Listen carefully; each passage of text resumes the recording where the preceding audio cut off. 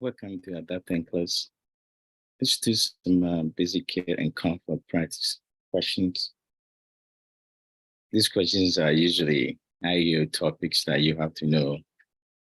You got to pay attention to words when you're seeing these kind of questions. And you have to think, put yourself in that situation. This is the first question. What do you think? Test-taking strategy. I see some keywords there, and that's what I'm going to underline. Buzzword, I call it. And this is caring for a client with what? Abdominal pain, right? I have abdominal pain, but that's a distractor, right? Don't worry about it. That's not the point. Which of the following statements made by the client indicate clarification during an initial assessment? Two words, abdominal pain and clarification. Which of this? Think about it. Don't rush. Spend some time, look at the question, break it down, and come out with your own content. Two words, that's all. Abdominal pain, clarification. Which of these indicate clarification? What are your symptoms? Tell me more about your symptoms. I have seen that you grimace when you attach your abdomen. You are worried about surgery. Is that so? Which of these indicate clarification? Interpret it. This is a therapeutic communication question, but I do not want to tell you that. And just to show you how the examiner can try to deceive you, not with intention, but they want you to think critically. What are your symptoms? This is just a broad question. You're asking a broad question. You're not asking a wide question, so it's a broad one. Tell me more about your symptoms. It's the same thing, a broad question to allow the patient to talk more. I have seen that you grimace when I touch your abdomen. What were you seeing? The nurse just saw that the patient grimaces when the nurse touches the client's abdomen. This is not clarification, it's an observation. I have seen, there's a word there, observed. You are worried about surgery, right? That's what the patient said. And he said, is that so? This is clarifying the situation. You are worried about surgery. Is that so? So which one is clarification? That one. Like I told you, don't rush, look through the answers, try to break it down one by one, and then use their own question to answer their answer. Number 3 does not indicate anything except I have seen. Tell me more does not clarify that. It's just telling you to give me more information. That is what? Broad question, talk about it. But when you say you are worried about surgery, is that so? Clarify that statement you make that, yeah, I'm worried about surgery. So that's your right answer, number 40. Number 4 is your right answer. And that is all we're going to be seeing through this case. It's just like you bringing your content and knowledge base. This is a select or apply. And this is caring for a client with what? Right ankle fracture. Physical therapy prescribed what? Cane. Which of the following statements made by the client need further teaching? These basic care and comfort questions you have to master, especially cane, assisted devices, cane walker, you have, and crutches, you have to master it, right? What is the keyword? I will hold cane on the right side. The right side is affected side of my body. That is not right. You have to hold the cane on the unaffected side, the left side. So this one have a problem. I will keep my elbow flexed at 10 degrees. This is not right. The elbow should be flexed at what? 20 to 30 degrees. So we have to intervene. I will keep cane 15 centimeters in front of the right leg. The cane in front of the affected leg. You should have the cane on the unaffected leg. So the right leg is not right, even though the distance is right. I will move the cane and the left leg together when walking, right? What is the left leg? What do you think?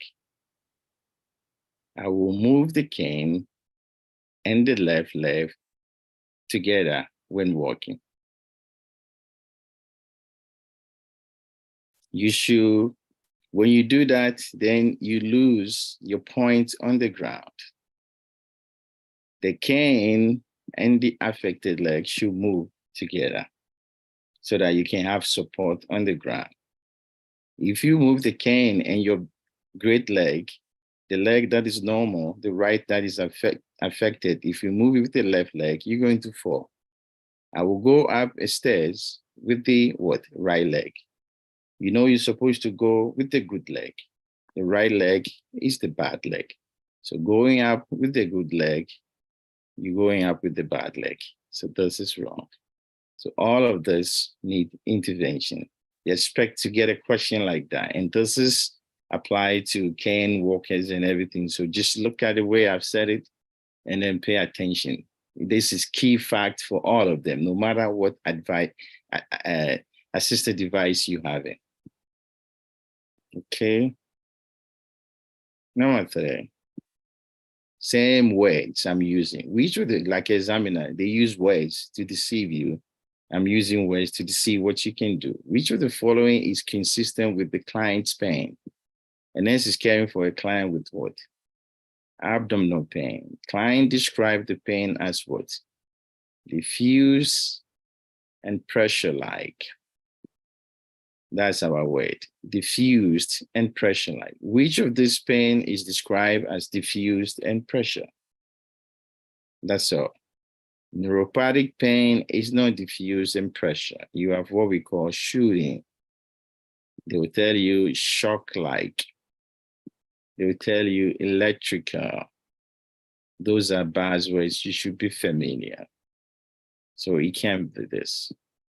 Somatic pain, they will say, is very sharp. It's like stabbing pain. It's like crushing your chest, like a chest pain. It's not this. Or muscle pain, classic that. Acute pain, you see test taking skills, it's just an acute. It does not describe the quality of the pain. It's just acute. It just happened right now. And it's a short duration. Unlike chronic is after 3 or 6 months. Therefore, if you eliminate 1, 2, 3, you know 4 is your right answer. Visceral pain are non-specific, pressure-like, diffused, and you see it in abdominal pain because it's distension. It's non-specialized pain. You can't figure out where it's coming from. That's why most of them have referred pain. So visceral pain is classic with what the patient is describing as diffuse and pressure-like pain. I'm just using words to make questions, and that is what the examiner we usually do to you. I try to think like them and teach like them and do questions like them because they are human beings and science does not change. So that's what we have. What do you think? A nurse is caring for 4 clients with fracture. Which of the following clients need further teaching? Look at the question carefully. What do you think? Which one do you think need further teaching? Try your luck and see who needed further teaching. Which of these for 4 of them? Who do you think need further teaching? What you have to look at is the what device they're having and what they're doing with their legs. Okay. In a way, here I use affected leg, non-affected leg. So look at it and see there's an assisted device and how they're using it. So what is the problem? if you have walker and you advances the walker and the affected leg, like I told you, whenever you have an assisted device, you have to move it with the affected leg, but you hold it on the unaffected leg, but the walker, you hold both hands. So this patient is doing the right thing. He's moving the walker and affected leg together, so it's okay. B, advances the cane, then the affected leg when going downstairs. Yes, when you're going up, you go with the good leg, then the cane, and then affected leg. When you're coming down, you go with the bad leg. But before you go with the bad leg, you have to move the cane. So you move the cane, then affected leg before going downstairs. So this is good. And C, you support your weight on the arm and the hands. Yeah, not at your except you just keep it 20 to 30 degrees and support on your arms and hands, not at the armpit. Otherwise, you get neuropathic. So this patient is doing right. I've said it multiple times. When you're able to eliminate answers, that's the idea. You don't look for the right answer. You go down and eliminate them one by one. Analyze each questions. Don't go and pick the right answer. That will you go wrong when you do that. Don't go and look for the answer. Look at each answer choice and eliminate them. I've done that. I have to pick this, whether I understand it or not. You have to pick it. You have no choice. Unless you're just basically not comfortable and go and pick something you feel comfortable with. But you cannot have 2-point stand on a non-weight bearing status. That means one leg is affected and you cannot have 2-point. You got to have 3-point stand on all the time when you have non-weight bearing status. So that is a straightforward question. It's just definition. Now, sometimes they ask you these questions, another definition question. Which of the following the NCLEX should include as a secondary level of prevention? These kind of questions, you just have to redefine it for the examiner, right? You know, there's a different level. There's a primary level. Primary level, all you're doing is you want to prevent the thing. So you intervene, okay, right away before something shows up. So you intervene, okay, so intervention, like you get your vaccination every year, right? You educate them to avoid sodium, to exercise is all primary prevention before you get the disease. Secondary, you are looking for it. Secondary, I'm actively looking for the disease. And this is where we do like screening. This is where you do screening exercise, screening procedure, colonoscopy. Yeah, you're screening for it. You're doing mammogram to look for breast cancer so that you can detect it early. You do colonoscopy to look for colon cancer. You're looking for polyps before they become cancer. That's secondary prevention. Tertiary, you already have the disease and I'm treating it. So tertiary is basically treating the disease. So somebody getting chemotherapy is getting is a tertiary form of prevention, so the disease doesn't come back again. There's a fourth one, quaternary. Basically, if I'm treating you, I don't want you to get sick. So if I'm going to, you have like end-stage cancer, and if I give you medication, it's going to make you die quickly, I will hold on that. So this is for client safety. Basically, I'm not going to do something that will hurt you. There's no need. If I'm going to give you treatment that you don't benefit from it, I'm not going to give it to you. So that's the quaternary. So from here, this is the primary prevention. I give you flu vaccine. Chemotherapy is a secondary, no, it is a tertiary treatment. I'm treating you. Colonoscopy, I'm looking for the cancer. And if I give you furosemide for CHF, you already have the disease. I'm treating you. So this is a tertiary. It's considered as a tertiary. You already have the disease, heart failure, and I'm treating you. So that's that one. So this is the right answer. Okay, guys. This is another word question. Which of the following medication is appropriate pain management plan of care? And this is caring for a client admitted for what? Sickle cell vaso-occlusive disease exacerbation. A bunch of words. It just as a sickle cell came in with pain. Okay, vaso-occlusive disease is a pain problem. You rewrite a question. Don't worry about all the words. I intentionally put it there to trap you. I have sickle cell. I come with acute pain. What are you going to do for me? You give me Motrin, you give me acetaminophen, you give me IV morphine or carbamazepine. This is good for neuropathic pain, and that is shooting in nature. Okay, this is rare pain. They're very painful. It's crisis. Don't give them this. Be nice and give them morphine. That's your management for this kind of pain. No other pain is paid for them. So that's what you give it to them. Okay. I told you they are words questions. Select or apply. Don't be afraid of them. Don't think about anything. Just analyze the question, come up with your content, select those you're confident, and move on.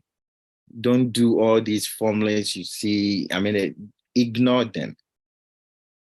Find the keywords, rewrite the question, know the content they're asking, and use the content and analyze each answer. And you don't need to pick 8 or 5. If there's 5 there, pick them and just move on. So what is the problem? Which of the following the nurse should include? A nurse is caring for a client with OSA, okay, who report insomnia. He can't sleep, okay, right? The nurse is providing teaching to improve sleep at night. That's all. The question is asking you, what will you do to improve sleep? Right? You know your content. It's the same thing, whether it's an OSA or elderly patient. I just change it to an OSA just to confuse you. He said he can sleep. What would you do? You know your content. You know the situation that improves sleep. Look at each answer choice. And if it is so, you don't need to start from the bottom of the top. Just go down the hill and see what they have. First one, avoid naps during the day. If you're not sleeping during the day, in the night, oh, I'm going to sleep. That's all. Avoid bedtime routine. Well, you suppose routine is very good. If you go to sleep every 8 o'clock, you start feeling sleepy. So if you avoid it well, then you go at 9 o'clock, you're not going to sleep. That's all he's saying. So this is a bad idea. Avoid caffeine completely. Look at the question, like I said, words. Analyze the answer choice. Caffeine is good, but not completely. I mean, you can drink coffee in the morning. The coffee doesn't last all day, 24 hours. You should avoid it at night. So when you late afternoon and then evening, yeah. So late afternoon and evening is not good for you. But during the morning, you're going to work, well, you can drink coffee to stay awake.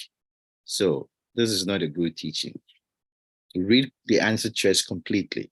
Avoid vigorous exercise 2 hours before bed. Yeah, that's what they teach you all the time. Don't go and exercise. Moderate exercise is good, but don't go and lift 500-pound weight and you think you're going to sleep. You'll be tired, you know. So this is good. Avoid relaxing activity before bed. Does it make sense to you? You're going to sleep. Relaxation will put your body in the calm mode. Parasympathetic nervous system take over and you sleep like a baby. So why don't you do that? But he said, avoid it. That's not a good teaching. So the good teaching is 1 and 4. Select or apply. You don't need to pick all. You pick those you're confident. I've told you. Number 8.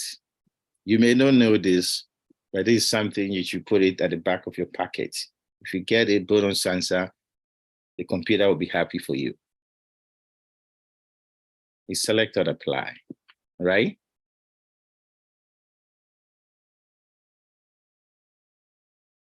A nurse is caring for a client with systemic lupus. Which of the following lab value need further intervention? You have to know this is SLE, right? It's an autoimmune disease. Most of the time, ESR is a lab work that can be elevated, right? It's normal for them. ANA, anti-neutrophil antibodies, is normal for them. P-ANCA is perinuclear anti-neutrophil cytoplasmic antibodies. These are all. You don't need to know the name. They won't write all the names. They'll just say ESR, ANA, P-ANCA. I just want you to remember. You can Google it and it will tell you, but this is perinuclear anti-neutrophil cytoplasmic antibodies. Long name. So we don't use the names. We say A-ANCA, ANA, and P-ANCA, basically. It's normal for lupus.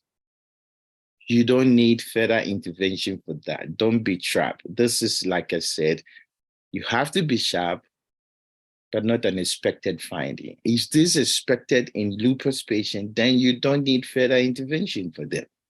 ESR is going to be elevated. ANA is going to be elevated. P-ANCA is going to be elevated.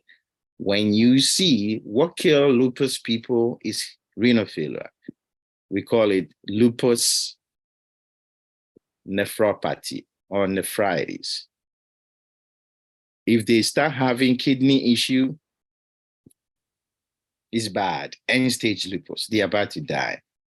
And the early signs and symptoms is fluid overload. They have like edema in their face. They look like they are in heart failure because the kidney is not working.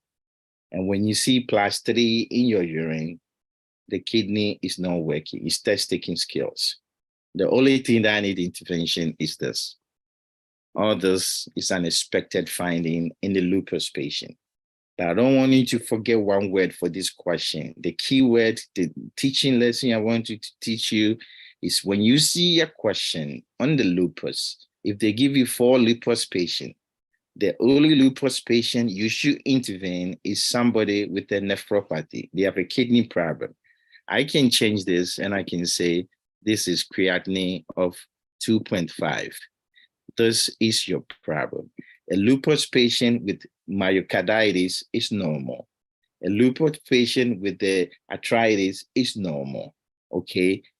A lupus patient with the butterfly rash in their face is normal. A lupus patient with creatinine of 2.5 is about to die. He has nephropathy. That is end-stage lupus. That's what you pay attention to, not the expected finding. So this guy needs further intervention.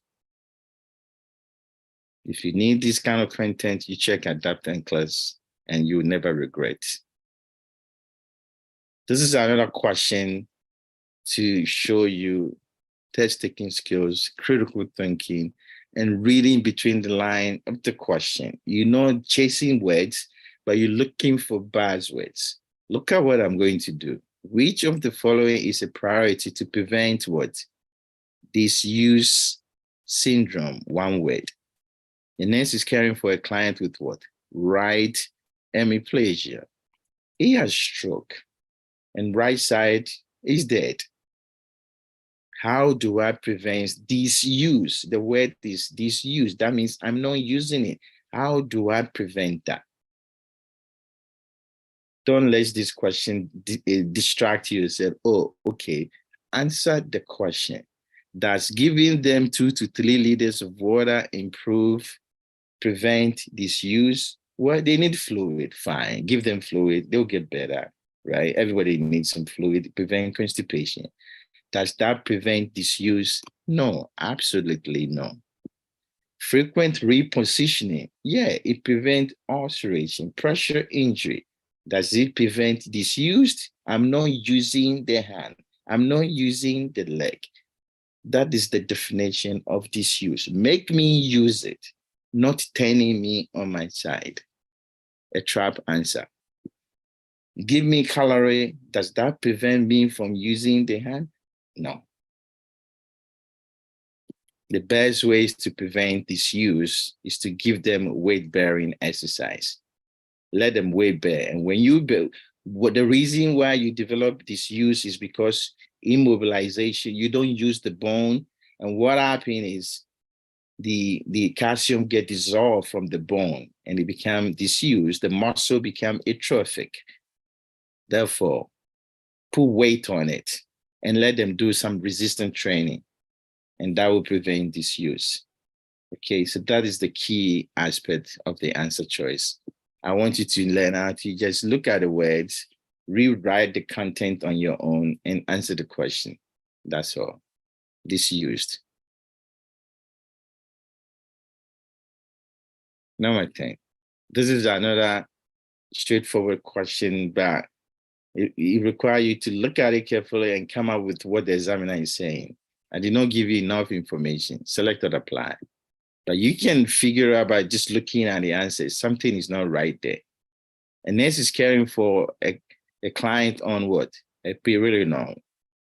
Which of the following food choice require further teaching from the nurse? You have to recognize the medication, right? Pharmacology, I have a bunch of videos on pharmacology free of charge. Check them out on NCLEX, and you will master your pharmacology. I love pharmacology. I think it's the basis of medicine. And the reason why I love pharmacology is I love pathophysiology. If you understand the problem, you know how to fix it and fix the problem.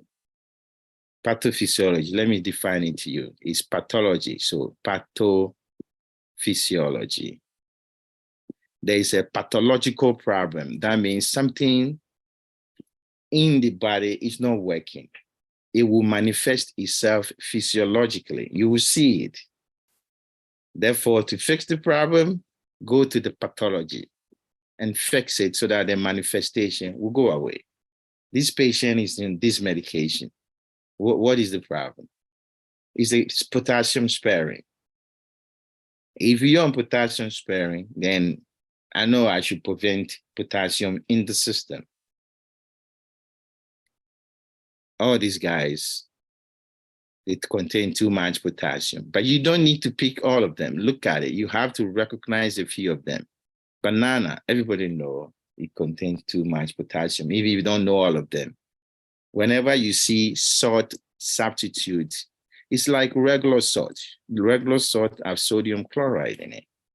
And if we substitute the regular salt, we have to remember sodium is plus, chloride is 1.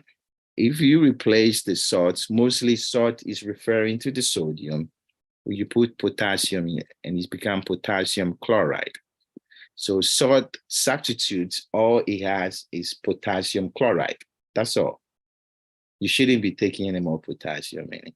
So these answers 2 and 3, at least you have to pick it. If you don't know that cantaloupe, apricot, and avocado has high potassium in it, this potassium is very, very high. So these are 5 diets you should know that it contain a lot of potassium. That's all. That was the objective of that question. Every question has an objective, and that's my objective, to show you that you have to know this. There are common things we eat all the time, and a bunch of things has potassium in it, but this one has a lot of high potassium. This is another critical thinking question. I want you to think carefully, and I'll give you a chance. If you like, you can put your answers there and look at it. Which of the following is appropriate for the right leg? A nurse is caring for a client with right leg paralysis. Right leg paralysis. What do you think? I have right leg paralysis. Which of this is appropriate? Think about it. All you have is 2 words, and I give you a bunch of stuff. You can put your answer there if you want to try it, but it requires you to define its answer choice and see if it makes sense. Right leg paralysis. What do you think? What do you want to do with this patient? His right leg is paralyzed. He can't move it. There's no way he can move it. Can't move it. That's the buzzword. Right leg paralysis means I can't move my leg. What do you want to do? Active range of motion require the client. He can't move the leg. Isometric is a definition. Isometric, look at it. If you don't know it, look, iso, break the word down. Don't run away from words because medicine is full of words. Iso, metric. Metric is like measurement of something, right? When we say isometric, it's a resistant problem. So this is resistant training. He can't do anything. How can he provide resistance to you? He can move. He has paralysis. There's no way he will provide resistance to you. Range of motion exercise, client is not involved. So passive range of motion, you are not involved. Yeah, so I can move your leg so that you can improve disuse or atrophy, so or contraction. Isotonic, tone. The word is tone, is tightness. So they're pushing against something. They can not pushing, but they can tighten their leg and raise it up and tighten it up. That's isotonic exercise. He can move his leg. So the only thing he can do is passive range of motion. It's all words questions. And that's what I like to do, to make you think. Now, this one, you bring your content, right? What is the next best action? And this is caring for a client with stage 4 brain cancer. The client asks the nurse about living well and healthcare proxy. You got to make sense out of it. What is the nurse response? Well, you want to know what is the difference between these 2 things he's asked you. The living will delegate decision to another person legally. Healthcare proxy make treatment decision now. A living will indicate your desire for life support. Healthcare proxy carry out the living will. One by one, just knock them down, okay? Knock them down and eliminate the answer. Living will delegate. It does not delegate anything. You make your own decision now. That's the word. You see, I'm looking for words. I'm taking it out. Healthcare proxy makes treatment decision now. It does not. The patient, unless you can do it, you become incapable of making the decision. Yes, you can do that. Living will indicate your desire. You make your living. The reason why it's called living will is living. It speaks for you. It speaks for you. So you make your decision in writing, and when you're not able to, your paper will talk for you. So number 4 cannot be healthcare proxy carry out. That is some people will pick this answer because they see the word carry out. It's a trap. I told you, I was explaining, it's a living will. This book that you've written down is a living will. It's living. It has life in it. It can talk for you when you cannot talk. That's why it's called a living will. So it can say things for you. The healthcare proxy cannot carry out that living will. The will, they go and read what you say, and the will talks. I'm talking for you, not the healthcare proxy make that decision. So the word carry, don't let the carry deceive you. The living will is living, and it speaks for you. Test-taking strategy, like use words, find words in the question. I call it buzzwords. You hear me saying that, I will never stop saying that because that's the key for your NCLEX. The buzzwords for your every question, every answer choice. 12 questions for you. I hope you enjoy yourself. Thank you for watching. All the best of luck. Check out that NCLEX if you need more of this content. All the best of luck. Bye-bye, and God bless you.